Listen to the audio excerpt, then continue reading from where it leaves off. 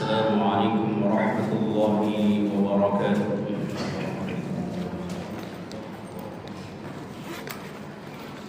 إن الحمد لله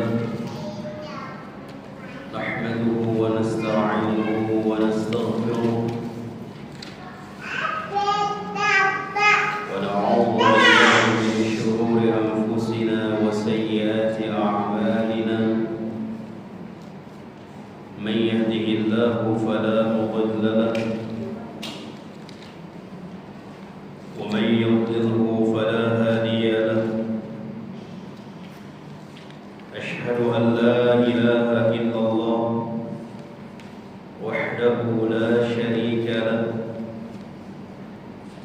وأشهد أن محمدا عبده ورسوله وحبيبه وخليله، ولا نبي ولا رسول بعده.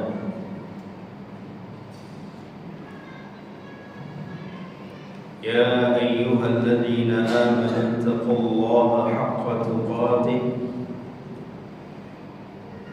ولا تموتن إلا وأنتم مسلمون. أما بعد، فإن أصدق الحديث كتاب الله، وخير الهدي هدي محمد صلى الله عليه وسلم، وشر الأمور محدثاتها، وكل محدثة بدعة، وكل بدعة ضلالة، وكل ضلالة في النار.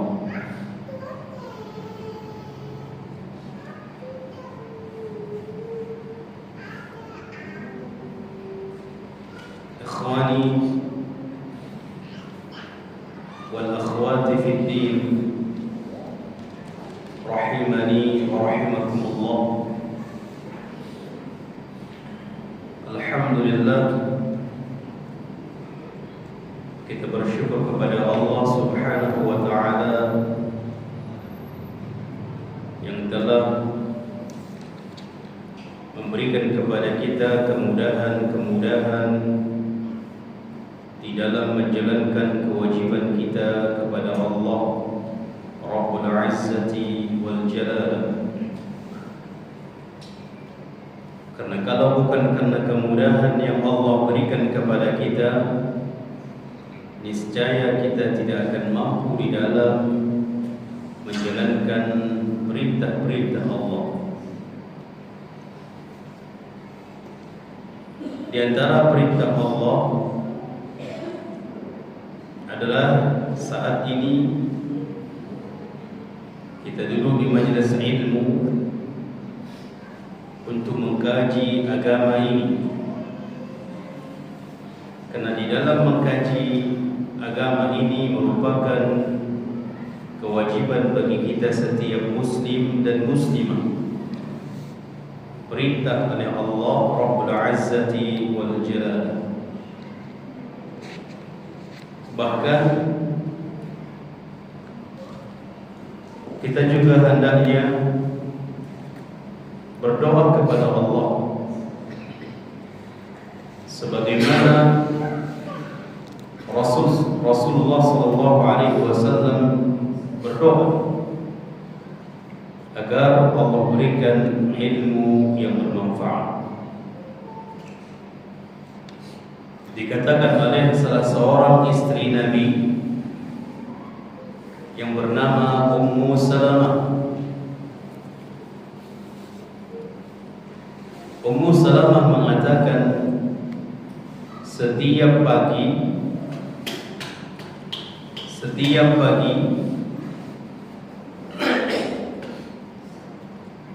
sebagian riwayat mengatakan setelah salam dari sholat subuh, setiap pagi setelah salam dari sholat subuh, Nabi membaca Allahumma inni as'aluka ilman nafi'an wa rizqan thayyiban wa amalan mutaqabbala. dan itu setiap pagi dibaca oleh Nabi. Dan itu dikatakan oleh Ummu Salamah yang merupakan salah satu istri Rasul sallallahu alaihi wasallam, menunjukkan Nabi meminta ilmu. Di samping dari berdoa, juga Nabi belajar. Kepada siapa Nabi belajar? Kepada malaikat Jibril. Kepada malaikat Jibril, sehingga memadukan antara doa dengan usaha. Jangan hanya meminta ilmu yang bermanfaat tapi tidak belajar, tidak duduk di majelis ilmu. Demikian juga jangan hanya kita duduk di majelis ilmu tapi tidak meminta kepada Allah ilmu yang bermanfaat. Maka kedua-duanya harus kita padukan. Kita juga duduk di majelis ilmu, kita juga belajar dan juga berdoa, meminta kepada Allah agar diberikan oleh Allah ilmu yang bermanfaat.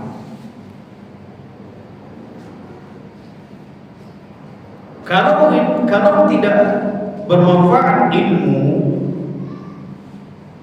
pada diri seseorang, maka ilmu itu akan mengarah kepada kesombongan. Itulah dikatakan oleh seorang ulama, Malik bin Dinar, ilmu itu bisa membawa kesombongan. Maka fahamlah kita, ilmu yang bermanfaat pada dirinya, berpengaruh pada dirinya adalah ilmu yang membawa pada diri seseorang ketawaduan.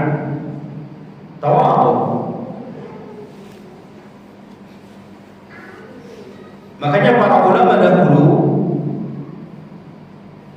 sekalipun mereka sudah level yang begitu mujtahid, namun masih mereka tetap belajar.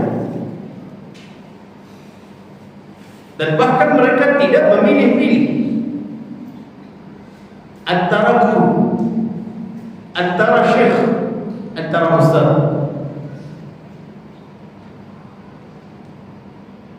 Namun di zaman kita ini banyak penyakit seperti ini.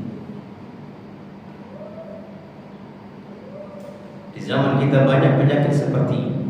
Di zaman dahulu para ulama mereka hadir. Terkadang Imam Syafi'i, terkadang dia juga mengambil ilmu dari seseorang yang orang tersebut levelnya di bawah, jauh di bawahnya, agar untuk saling memberikan manfaat. Maka ahibati fillah, jauhkan yang namanya penyakit yang seperti ini. Dan wallahi banyak terserang oleh para penuntut ilmu di saat ini. Maka tawadhu itu dia merasa tidak memiliki apa-apa di dalam bidang ilmu apapun, sehingga dia itu benar-benar untuk belajar, benar-benar untuk menuntut ilmu. Maka ini akan bermanfaat bagi diri seseorang atau diri penuntut ilmu. Kemudian salawat dan salam mudah-mudahan tersampaikan kepada Nabi kita, Rasul kita Muhammad bin Abdullah sallallahu alaihi wasallam. Ahibati fillah rahimani wa rahimakumullah. Kembali kita melanjutkan kajian kitab Riyadhus Shalihin yang kita masih berada di dalam bab at-taubah, bab pembahasan tentang taubat.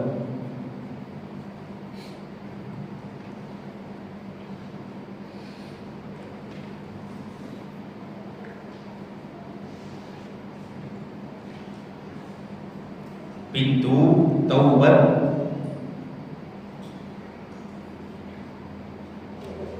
yang nanti dijelaskan di hadis yang berikutnya kita bahas adalah sebuah pintu yang lebar pintu itu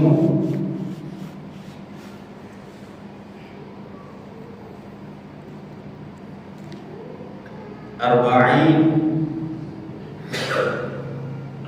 أو 70 عاما أو يسير الراكب في عرضه 40 أو 70 عاما.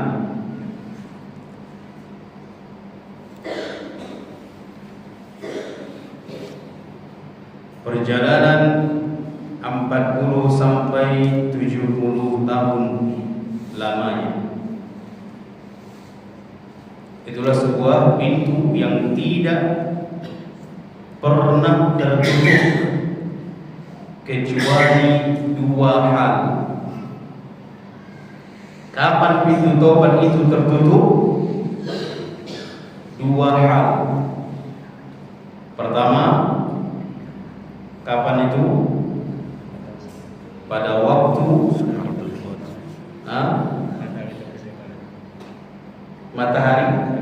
matahari terbit dari barat.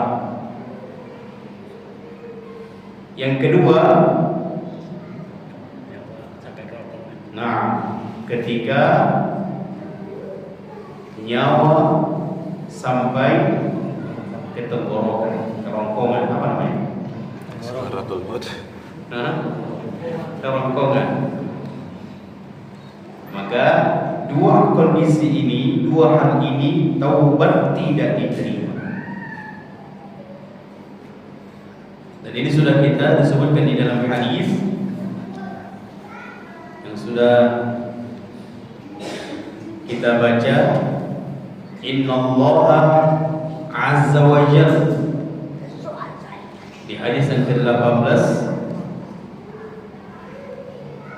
dari Abi Abdurrahman Abdullah bin Umar bin Khattab radhiyallahu anhuma, "An Nabi sallallahu alaihi wasallam, inna Allah azza wa jalla yaqbalu taubatal 'abdi ma lam yugharghir."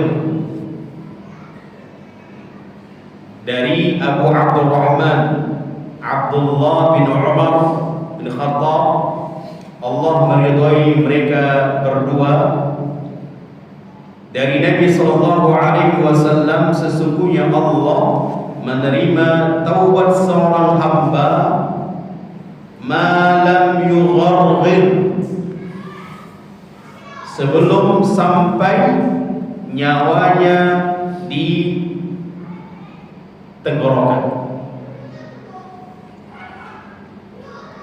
Hadis At-Tirmidzi wa qala hadis hasan. Hadis ini diriwayatkan oleh Al-Imam At-Tirmidzi dan dikatakan hadis ini hasan. Maka kondisi yang pertama, tidak diterima taubat kalau sudah sampai nyawa di tenggorokan. Kenapa Allah tidak terima taubat seseorang sampai di tenggorokan? Kenapa?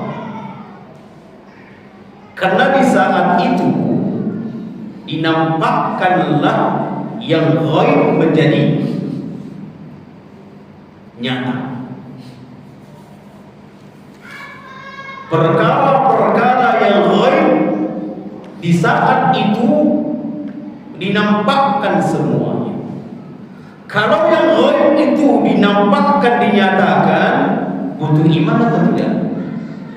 Apa iman lagi?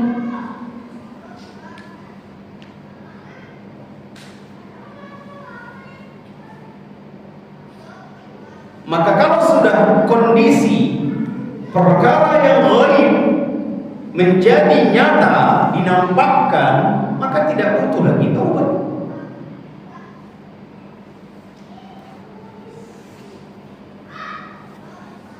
Tidak butuh lagi taubat. Tidak diterima lagi taubat. Karena sudah tidak dibutuhkan lagi iman.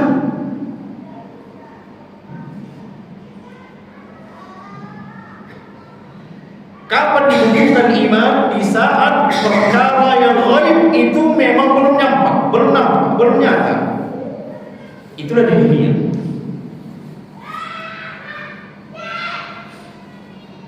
Malaikat ghaib atau tidak? Ghaib. Nanti di hari kiamat nampak. Bahkan akan berkumpul malaikat dan seluruh makhluk, jin, manusia berkumpul. Di mana?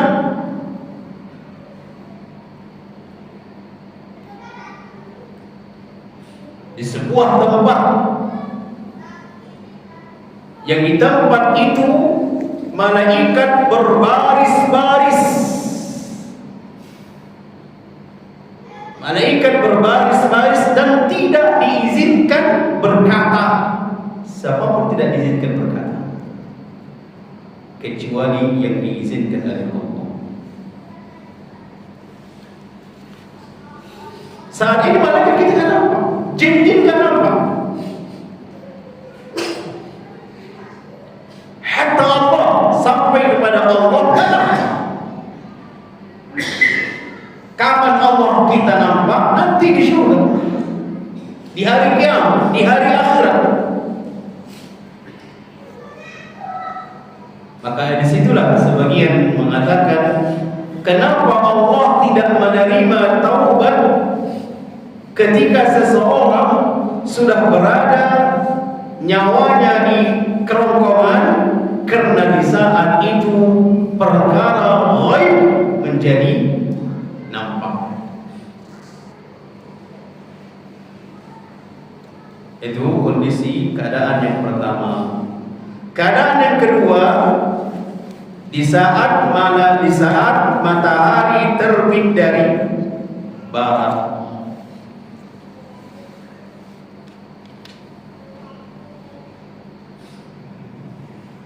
An Abi Hurairah radhiyallahu anhu qala, dari Abu Hurairah radhiyallahu anhu telah berkata, qala Rasulullah sallallahu alaihi wasallam, telah bersabda Rasulullah sallallahu alaihi wasallam, man taba qabla an tatlu'a asy-syamsu min maghribiha taba Allah alaihi. Rawahu Muslim. Kata Rasulullah, siapa yang bertaubat sebelum terbitnya matahari dari barat, maka Allah terima taubatnya. Siapa yang bertaubat sebelum terbit matahari dari barat, Allah terima taubatnya. Berarti kalau sudah terbit dari barat, tidak diterima taubat. Disebutkan juga di dalam hadis Rawahu Muslim, dari hadis Imam Muslim, Inna Allah Ta'ala yabsutu wa yadahu bil-lail liyatuba musii'un nahar. Sesungguhnya Allah membentangkan tangannya di malam hari untuk menerima taubat para pelaku dosa di siang hari. Allah bentangkan tangannya di malam hari untuk menerima taubatnya orang yang melakukan dosa di siang hari. Wa yabsutu yadahu bin nahar liyatuba musii'ul lail. Dan Allah juga membentangkan tangannya di siang hari untuk menerima taubatnya orang yang melakukan dosa di malam hari. Siang malam pintu taubat Allah terbuka. dan siang malam juga kita melakukan dosa. Kata Nabi SAW, wahai anak Adam, kalian itu melakukan dosa siang dan malam. Dan di siang malam Allah membuka pintu taubat. Di siang malam Allah membentangkan tangannya untuk menerima taubat. Hatta tatlu'a asy-syamsu min maghribiha, sampai terbitnya matahari dari barat.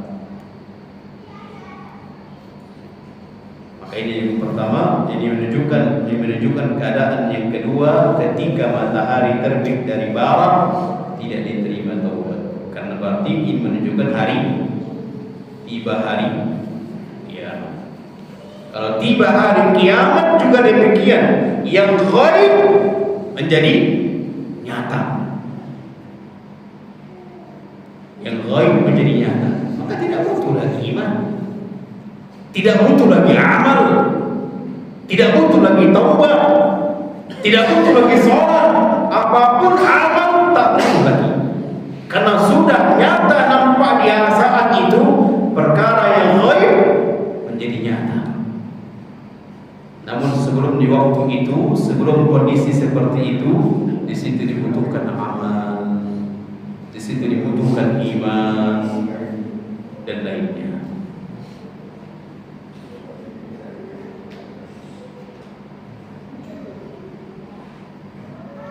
Maka ahibati fillah rahimana rahimakumullah, ini adalah bentuk kasih sayang Allah yang luar biasa. Allah Maha menerima, Allah Maha menerima taubat. Apapun dosanya. Innallaha yaghfirudz dzunuba jami'an. Sesungguhnya Allah mengampuni segala dosa kalau dia bertaubat. Ingat hadis yang membunuh berapa? 99 plus 1 menjadi 100. Siapa yang dibunuh terakhir? Ahli ibadah, bukan ahli ilmu. Beda gak usah ahli ibadah dengan ahli ilmu? Jauh. Orang berilmu itu takkan pernah sama. Siapa yang mengatakan berbeda? Siapa yang mengatakan berbeda orang berilmu dengan tidak berilmu? Allah.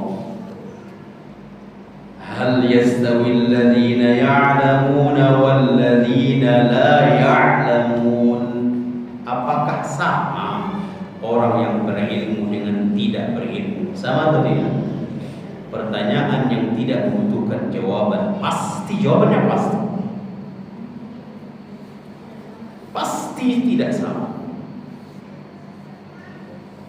Derajatnya pasti berbeda. Yarfa'illahu alladhina amanu minkum walladhina utul ilma darajat. Allah mengangkat orang-orang beriman di antara kamu, dan Allah lebihkan lagi derajat, mengangkat lagi derajat orang beriman dan berilmu. Beda. Kenapa derajatnya berbeda? Karena amalannya berbeda. Dari segi banyak dan kualitasnya berbeda antara ahli ilmu dengan yang tidak.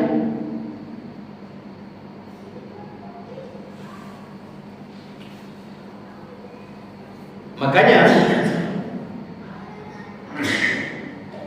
Ibnu Uyainah, seorang ulama besar, Ibnu Uyainah mengatakan dalam hadis,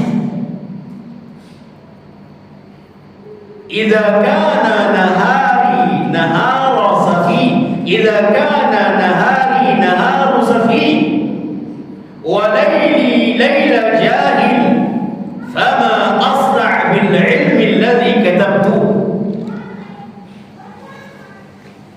Kalaulah siang hari orang yang berilmu dengan siang hari yang tidak berilmu, atau malam hari orang yang berilmu dengan malam hari yang tidak berilmu, sama, tidak ada perbedaannya.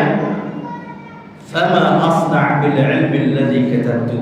Jadi apa gunanya ilmu? Apa gunanya ilmu?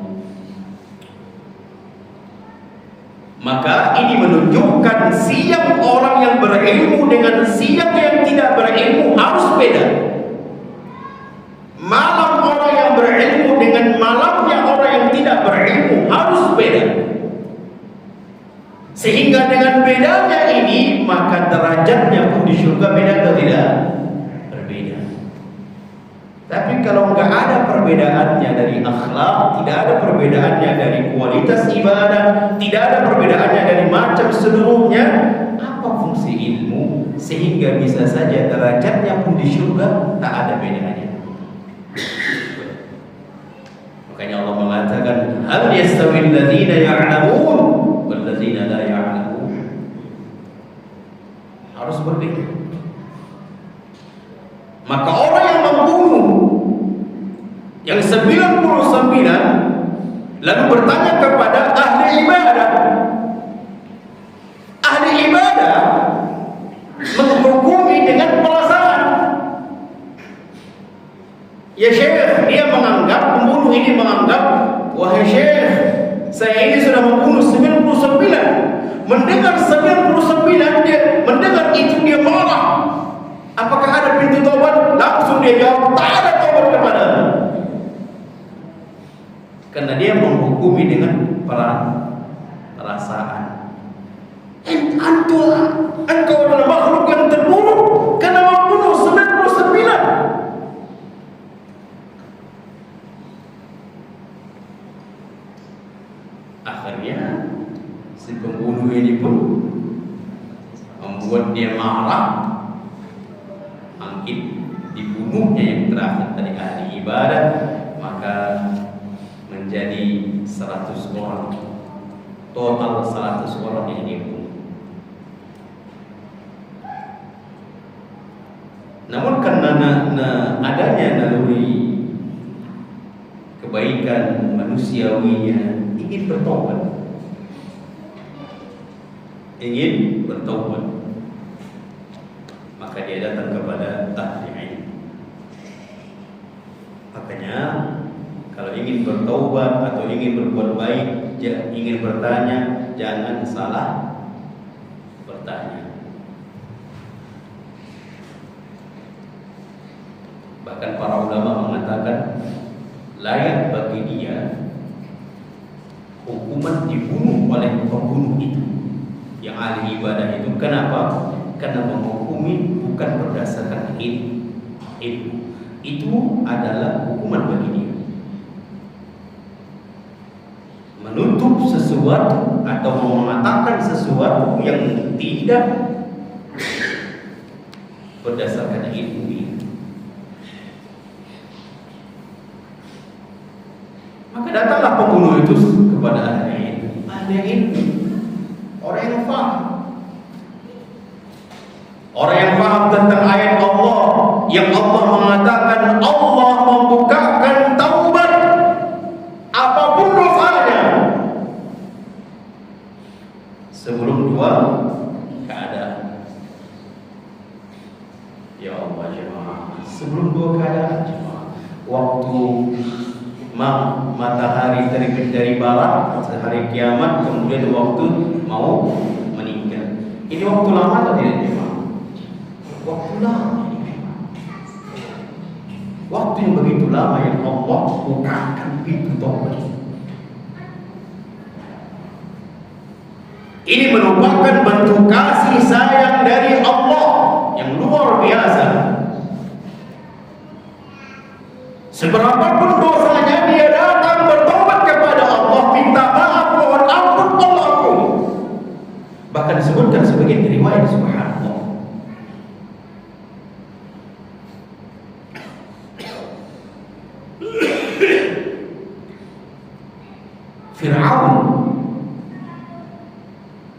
Fir'aun yang Allah tenggelamkan, apakah dia bertobat? Bertobat? Bertobat. Namun kapan dia bertobat? Pada waktu nyawa sudah di tenggorokan, nggak diterima lagi. Bahkan sebagian riwayat mengatakan malaikat menutup mulutnya Fir'aun agar tidak mengucapkan taubat. Karena kalau seandainya Fir'aun mengucapkan taubat, diterima atau tidak? Diterima. Sekalipun Fir'aun mengatakan ana rabbukumul a'la, aku Tuhan kalian yang maha tinggi, mengaku dirinya Tuhan, ini luar biasa dosanya. Namun kalau Fir'aun di saat itu mengatakan ana bertaubat atubu ilaik, Allah terima.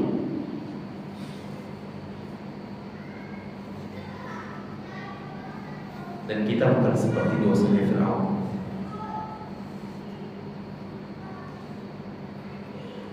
Ini menunjukkan jemaah sayangnya Allah kepada hamba-Nya.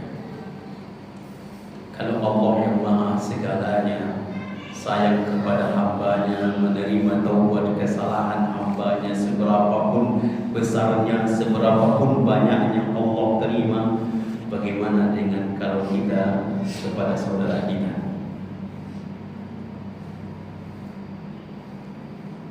Kalau ada saudara kita dahulu yang Masya Allah tiba-tiba qadarullah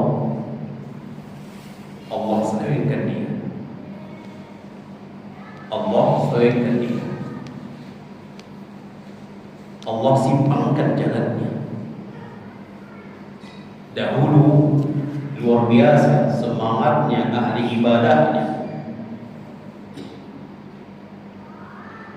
namun qadarullah Allah simpangkan dia. Lalu kita mencelanya, tak boleh. Menghardiknya, atau sama sekali tidak ada pintu rahmat kita kepada dia lagi, tidak ada pintu nasihat kepada dia lagi. Langsung kita blokir dia, langsung kita putuskan hubungan dengan dia. La ya Allah, lihat Allah bagaimana maha rahmatnya. Itu yang terjadi di zaman Umar. Disebutkan di dalam tafsir Al-Imam Ibnu Katsir, di dalam tafsir Al-Imam Ibnu Katsir di awal-awal surah Ghafir, di awal-awal surah Ghafir,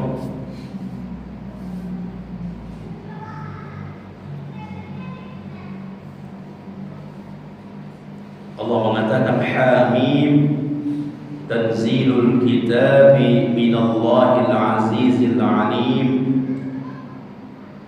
ghafirul dzambi wa qabilit taubah wa qabilit taubah syadidul iqab syadidul iqab Littuli la ilaha illa huwa ilaihil masir.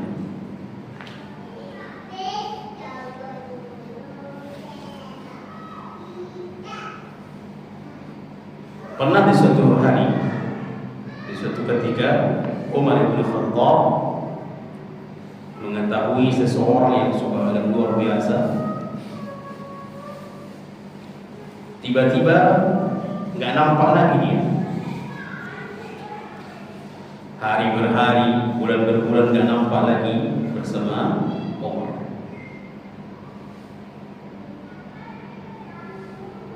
Maka Umar bertanya kepada para sahabat, mana si fulan? Kenapa nggak nampak? Lihat itu jemaah para sahabat.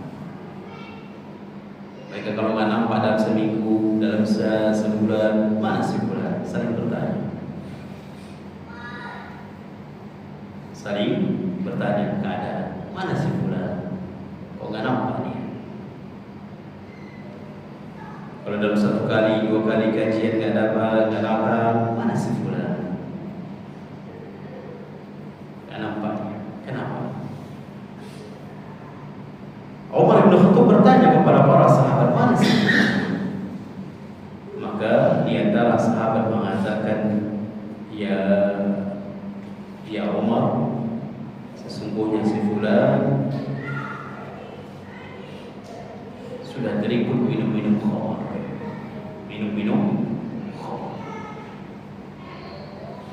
Sudah terikut dengan minum-minum khamr.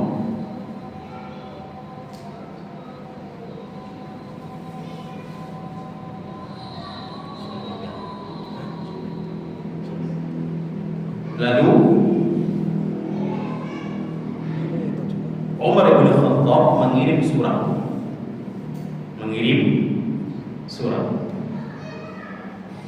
Apa yang ditulis oleh Umar? Min Umar ibn Khattab ila fulan ibni fulan. Salamun alayka amma ba'd. Ini tulisan Umar bin Khattab menuju kepada orang tersebut. فإني أحمد إليك الله الذي لا إله إلا هو غافر الذنب وقابل التوب شديد العقاب ذي الطول لا إله إلا هو إليه المصير. ثم قال لأصحابه ادعوا الله لأخيكم أن يقبل بقلبه wa ayyatuballahu alaihi. Sudah ditulis surat. Kemudian Umar mengatakan kepada para sahabat, wahai para saudara sahabatku, doakan dia agar dia ketika menerima taubat ini Allah bukakan hati untuk kembali bertobat, kembali ke jalan Allah. Begitu sampai surat itu kepada orang tersebut, maka orang tersebut membaca suratnya Umar. Kemudian ini usaha Umar, kemudian diiringi dengan doa Umar dan para sahabat. Akhirnya Allah bukakan hatinya kembali sehingga wafat begitu diperbaiki dirinya sampai mati di atas ketaatan.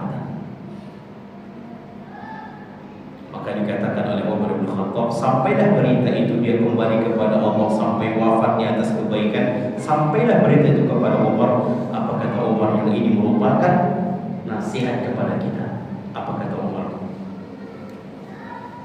Hakadha fasna'u, wahai para sahabatku, wahai kaum muslimin, hendaklah kalian melakukan seperti ini. Yang pertama tadi nasihat, yang kedua mendoakan dia kebaikan. Ada 2 perkara yang dilakukan Umar, nasihat kemudian mendoakannya. Isna'u hakadha fasna'u, hendaklah kalian lakukan seperti ini. Idza ra'aitum akhakum zalla fasaddiduhu wa waffiquhu. Kalau kalian melihat ada saudara kalian menyimpang, maka jangan kalian cela dia, jangan kalian adili dia, tapi kembali kuatkan dia. Wad'ullaha lahu ayyatuba alaihi, dan minta kepada Allah untuk Allah terima taubatnya, Allah berikan jadikan dia orang bertaubat. Wala takunu a'wanan lisyaitani alaihi, jangan kalian menjadi orang yang membantu syaitan untuk makin membuat orang jauh dari Allah. Jangan kalian menjadi saudara syaitan. Baik, kita sholat isya dulu. Insyaallah pada isya kita lanjut. Wassallallahu ala nabiyina Muhammadin wa ala alihi wa sahbihi ajma'in. Assalamualaikum warahmatullahi wabarakatuh. Assalamualaikum warahmatullahi wabarakatuh. Alhamdulillahirabbil alamin. Wal 'aqibatu lil muttaqin wa la 'udwana illa 'alal zalimin. والصلاة والسلام على أشرف الأنبياء والمرسلين وعلى آله وأصحابه أجمعين.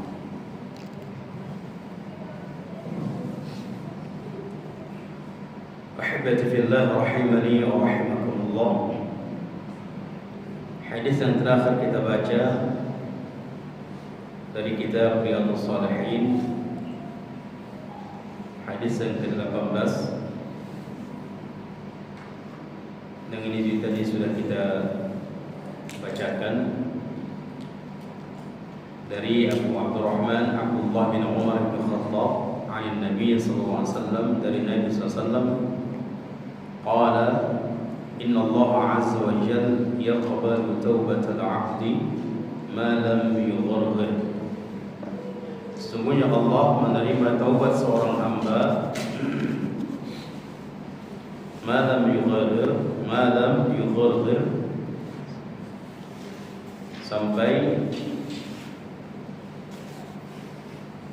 nyawanya atau sampai nyawanya ditenggorokan.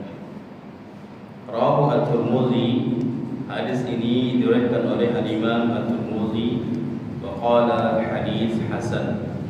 Dikatakan oleh para ulama termasuk beliau sendiri Al-Imam At-Tirmidzi, status hadis ini adalah hadis hasan. Hasan itu di bawah dari hadis sahih. Di mana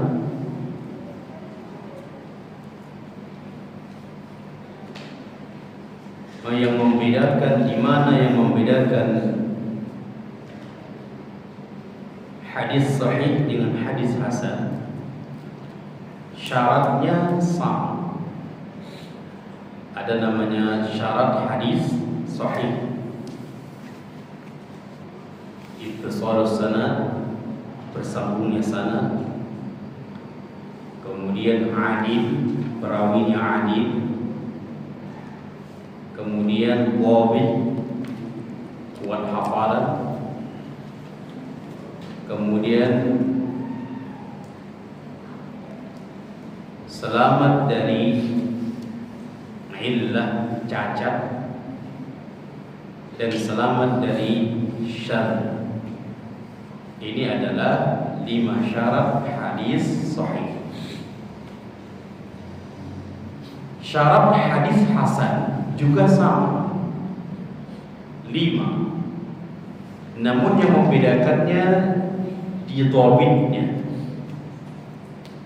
Kalau dia hadisnya hasan, dhabitnya itu tidak seperti kekuatan hafalan yang perawi hadis sahih. Kalau misalnya dibuat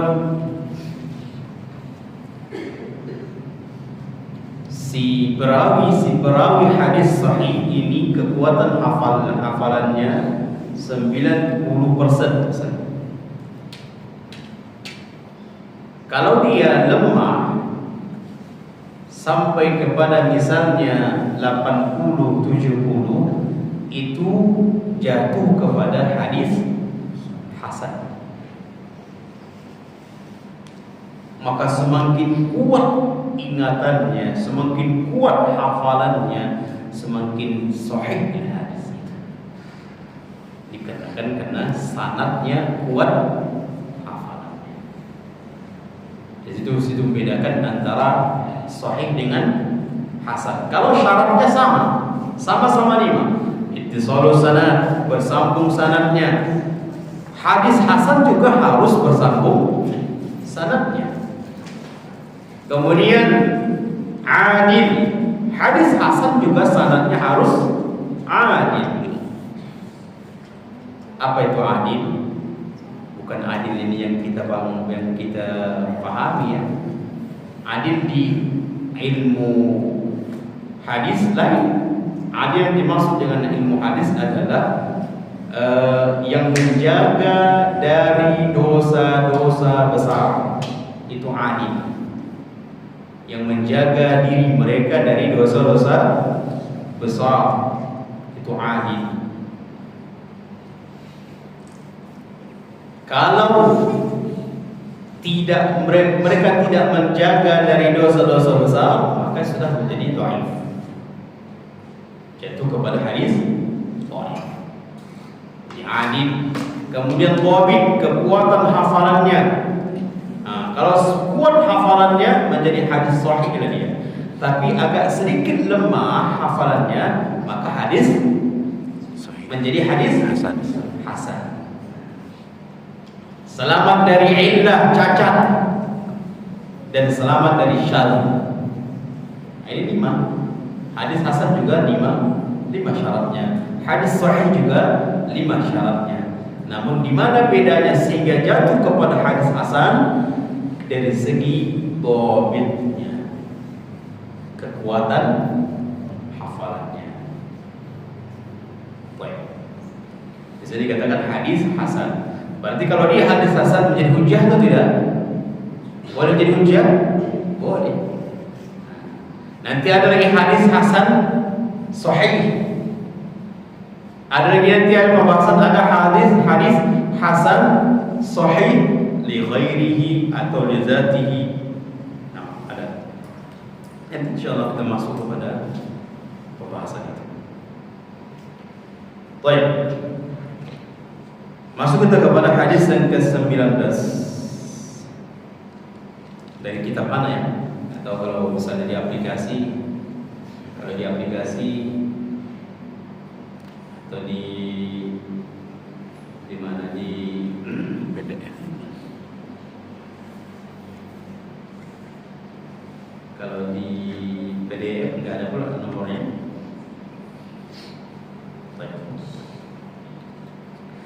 An Zirri bin Hubeish qala ataitu Safwan bin Asal radhiyallahu anhu. Dari Zirri bin Hubeish qala ataitu Safwan bin Asal radhiyallahu anhu. Aku mendatangi Safwan bin Asal. Jadi si Zirri bin Hubeish ini mendatangi Safwan bin Asal radhiyallahu anhu. As'aluhu an al-mashi 'ala al-khuffain. Aku bertanya kepada Safwan bin Asal tentang permasalahan mashu 'ala al-khuffain, menyapu di atas khuf. Apa itu khuf? Sepatu yang menutupi mata kaki, itu khuf. Kalau sepatunya tidak menutupi mata kaki, tidak digolongkan khuf. Berarti tidak sah kalau berhukum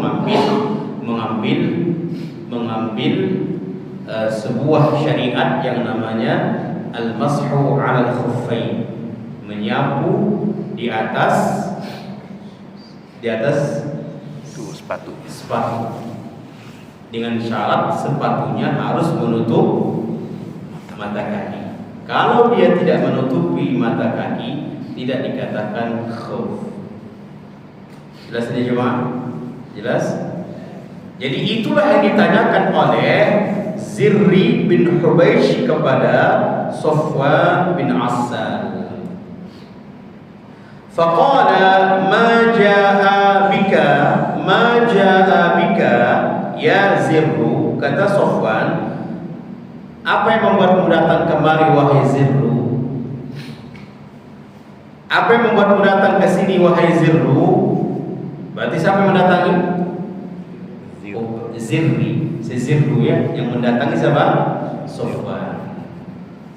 Nah, kalau dulu Pak begitu, kalau ingin belajar datang kepada guru. Kalau sekarang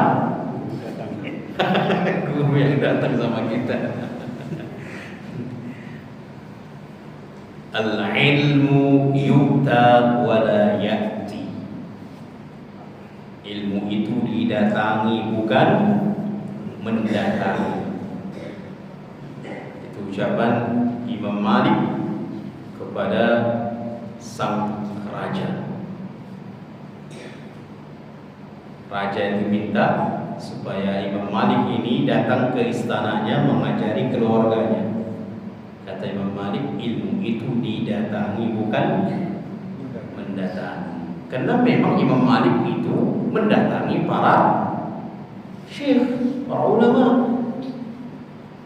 Dia sudah mengalami itu. Makanya dia dikatakan itu kepada, sekalipun yang dikatakan itu kepada raja. Kalau kita itu, oh kesempatan. Makanya karismatik Imam Malik itu luar biasa. Kewibawaan Imam Malik itu luar biasa. Sampai raja pun segan samanya. Wibawanya luar biasa. Diundang untuk mendatangi, tak mau dia. Untuk mengajarkan privat tentang agama, tentang hadis, tak mau dia. Datang ke majlis. Suruh keluarganya datang ke majlis.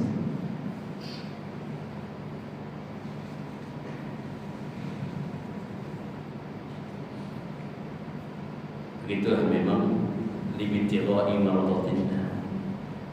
Keikhlasan luar biasa. Bukan yang dipikirkan dunia. Bukan yang dipikirkan dunia. Yang dia pikirkan adalah akhirat. Dia tidak mengharapkan dunia kepada manusia. Subhanallah. Ma jaa bika ya Zirru. Apa yang membuatmu datang wahai Zirru? Faqultu ibtigha'al ilmi. Menuntut ilmu, belajar. Faqala, lalu Safwan bin Asal membacakan hadis atau membacakan penggalan dari hadis, innal malaikata tad'u ajnihataha li talibil ilmi ridan bima yatlub. Sesungguhnya Allah membentangkan sayapnya. Malaikat. Subhanallah. Sesungguhnya malaikat membentangkan sayapnya, bukan Allah ya. Sesungguhnya malaikat membentangkan sayapnya kepada setiap orang yang menuntut ilmu. Ya Allah jemaah, kita tadi dari rumah itu datang ke sini, malaikat membentangkan sayapnya.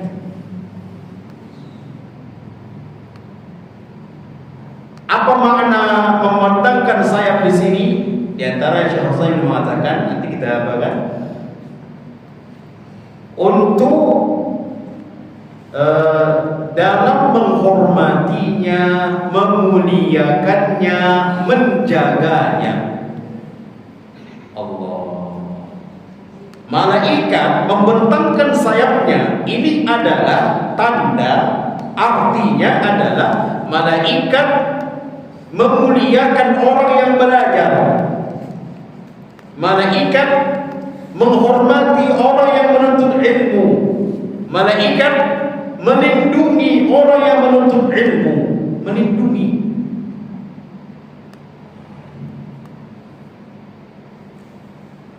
Sebagian menjelaskan maksudnya adalah malaikat selain dari melindungi, selain dari memuliakan, selain dari menghormati, juga mencintainya. Malaikat itu cinta kepada orang yang berjalan di atas menuntut ilmu. Kenapa dicintai oleh malaikat? Ridwan bima yatlub. Karena penuntut ilmu ini suka cinta dengan ilmu, maka malaikat pun cinta dengan ilmu. Para penuntut ilmu. Siapa yang mencintai kita, Pak? Malaikat. Ini juga termasuk keutamaan hadis ini, termasuk keutamaan kita berjalan di atas menuntut ilmu. Bayangkan jemaah, setiap kita berjalan ke majelis ilmu, malaikat cinta kepada kita, malaikat mengayomi kita, malaikat memuliakan kita, menghormati kita, kemudian menjaga kita. Faqultu, kemudian Zirru bin Hubaish mengatakan, innahu qad hakka fi sadri al-mashu 'ala al-khuffain. Kata Zirru ini, ada sesuatu di dalam hatiku, di dalam dadaku ini kurang penjelasan, kurang faham. Tentang apa? Al-mashu 'ala al-khuffain ba'da al-gha'it wal bawl. Apakah boleh berlaku, apakah boleh atau apakah berlaku, masih berlaku hukum menyapu di atas sepatu padahal kita sudah buang air besar atau buang air kecil? Paham ini? Apakah boleh atau masih berlaku hukum menyapu di atas mata, di atas sepatu? Apakah masih berlaku kalau itu sudah setelah kita buang air besar atau buang air kecil? Itulah yang belum jelas pada diri Zirru bin Hubaish. Makanya dia bertanya kepada Safwan bin Asal, wa kunta imra'an min ashabin Nabi, dan engkau adalah salah seorang sahabat Nabi. Berarti Safwan ini sahabat Nabi. Kemudian yang bertanya ini adalah Zirru bin Hubaish adalah sudah sahabat siapa? Tabi'in. Jadi memang tabi'in itu syaratnya, dikatakan tabi'in belajar dengan sahabat.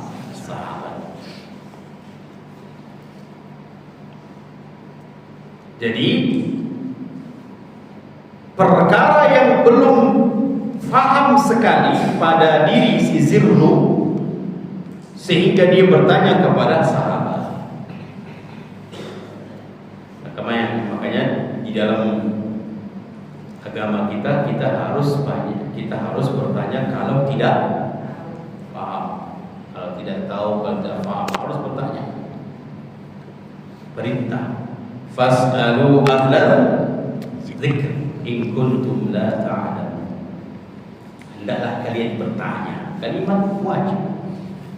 Hendaklah kalian bertanya kepada ahlinya jika kalian tidak tahu. Berarti kalau tidak tahu bertanya. Jangan sampai nanti akhirnya atau bahkan malu bertanya, akhirnya terpendam hukum itu, tidak paham kita. Jangan sampai. Makanya Ibnu Abbas ketika ditanya, Ibnu Abbas itu adalah bahrul ulum, lautan ilmu, lautan, bukan sumur. Lautan ilmu itu bahrul ulum. Ketika ditanya Ibnu Abbas, apa yang membuatmu ilmu banyak sampai seperti ini, sedalamnya, dakiknya, kemudian detailnya dalam luar biasa setiap perkara, apa yang membuatmu itu seperti ini ilmu? Dua. Yang pertama lisan, yang kedua tulisan. Yang pertama lisan menunjukkan banyak bertanya, sering bertanya. Ibnu Abbas itu sering bertanya. Yang kedua tulisan itulah ditulis. Qayyidul ilma bil kitabah, ikatlah ilmu itu dengan tulisan. Berapa yang menulis di sini, Pak? Yang lain kayaknya Imam Bukhari semua ya. Bobit kekuatan hafalannya luar biasa ya. Tapi alhamdulillah kita ada rekaman, kita ada rekaman. Oh kayaknya apa tadi Pak penjelasannya? Dia bisa dilihat kembali. Sekarang masya Allah, luas, mudah dimudahkan sekarang, dimudahkan luar biasa. Kayaknya kita cukupkan ya. Kita cukupkan insyaallah kita. Karena hadis ini panjang Pak. Hadis ini panjang, kalau kita habiskan mungkin jam 10 kita baru selesai. Kita cukupkan dulu insyaallah pada pertemuan akan datang pada pembahasan kitab Riyadhus Shalihin. Kita kembali membacakan hadis ini insyaallah. Baik.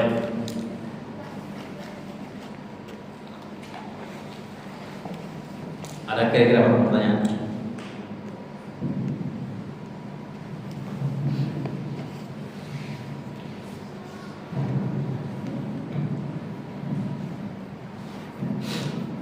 Baik, kalau tidak ada, kita tutup dengan doa kafaratul majlis. Subhanallahumma wa bihamdika, asyhadu an la ilaha illa anta, astaghfiruka wa atubu ilaik. Akhiru da'wana alhamdulillahi rabbil alamin. Assalamualaikum warahmatullahi wabarakatuh.